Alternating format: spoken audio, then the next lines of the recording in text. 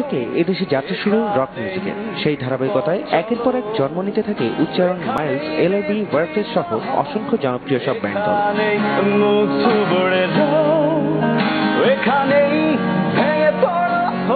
সম্প্রতি যমুনা টেলিভিশনের নিয়মিত সাপ্তাহিক অনুষ্ঠান ছুটির রাতের লাইভে রক মিউজিক নিয়ে আলোচনায় আসে এই প্রজন্মের তিনজন শিল্পী সাব্বির, রাসেল ও জামশেদ।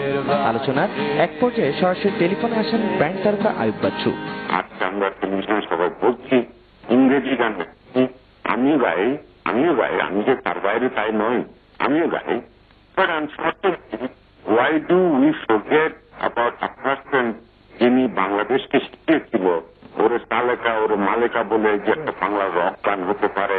এই রকের যুদ্ধে জয়ের পরে একটা যোদ্ধা যখন বাংলা রক গানটা গিয়েছিল তখন প্রমাণ করেছিল যে বাংলা রক গানটা এরকমই হয়। I am sorry to say you were not there to talk about it because that was the program who brought you here to talk about rock and metal music. Rock সঙ্গীত নিয়ে আইয়ুব বাচ্চুর এমন কিছু ভাবনা থেকে আলোচনার ঝড় ওঠে সামাজিক যোগাযোগের মাধ্যম ফেসবুকে, যেখানে এই জগতের জনপ্রিয় একটি ব্যান্ডের প্রধান স্ট্যাটাস দেন অশ্লীল ভাষায়। আর সেই স্ট্যাটাসে তুষের আগুন আরো একটু বাড়িয়ে দিতে কমেন্ট করেন জনপ্রিয় আরো একজন ব্যান্ডের প্রধান। এসব বিষয় নিয়ে দেশের প্রথম সারির কয়েকজন ব্যান্ড তারকাদের সাথে কথা বললে তারা প্রকাশ করেন তাদের মতামত, যেখানে প্রকাশ পায় সঙ্গীতাঙ্গনের মানুষদের মাঝে শ্রদ্ধা ভক্তির কথাও। যেহেতু ট্যাগলাইন ছিল rock music and metal music, এই জন্য আমি ওদেরকে একটু ক্ল্যারিফাই করতে চাচ্ছিলাম যে you talking about your choices, not about history. যদি হিস্ট্রি হয় তাহলে একটি বারের জন্য কি আজম ভাইয়ের নাম আসতে পারে না হিস্ট্রিতে? রেড লাইনের বস্তিতে আসি বললো তুমি, এগুলি কি বাংলা রক গান নয়? এই গান কি বাংলাদেশকে জাগ্রত করেনি? এটাই ছিল আমার প্রশ্ন। আর আমার যা কিছু বলার সব যমুনা টিভিতে রেকর্ড করা আছে, চাইলে যে কেউ শুনতে পারে। আমি ওদেরকে কোনো বকাও দিইনি, কিছু বলিনি, কারণ আমি চাইনি যে ওদেরকে যেন আগামী প্রজন্ম একইভাবে ভুল বুঝে বসে। দুঃখজনক হলো সত্যি, আমাকে বলতেই হচ্ছে কথাটা, আমাদেরকে সাবধান থাকতে হবে, শত্রু কিন্তু ঘরেই আছে।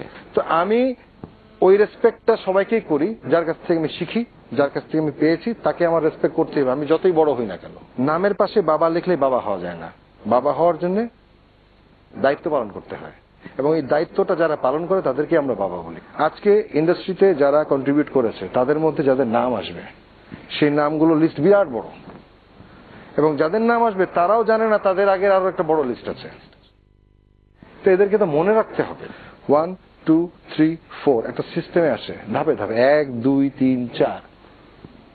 4 যদি এখন লিখি বড় করে, তার মানে 4 কিন্তু বড় হয়ে গেল না। 1972-তে শুরু হয় রক গানের আসল চেহারা, বাংলা রকের চেহারা। আমরা যদি তাদের নাম না নেই তাহলে এটা খুব খারাপ। দোয়া করি যাতে এই সুমতি কেউ কারোর জন্য যাতে কাদা ছোড়াছড়ি না করে। সঙ্গীতটা একটা পবিত্র ব্যাপার। আর হরিপ্রসাদ চৌরসিয়া বলছিল যে একটা গাছ, বট গাছ যত বড় হয় তত ঝুঁকে যায়, তো শিল্পী যত বড় হবে মাথাটা থাকবে নিচের দিকে। রক মিউজিক আন্দোলনের এমনই সব বিষয়কে কেন্দ্র করে যদি এমন সব ঘটনা ঘটে, তবে শ্রোতাদের কাছে এর মূল্যায়ন, সেই সাথে তরুণ প্রজন্মের মাঝে রক মিউজিকের ভাবমূর্তি কোথায় দাঁড়াবে? Sabbir, showbiz tonight.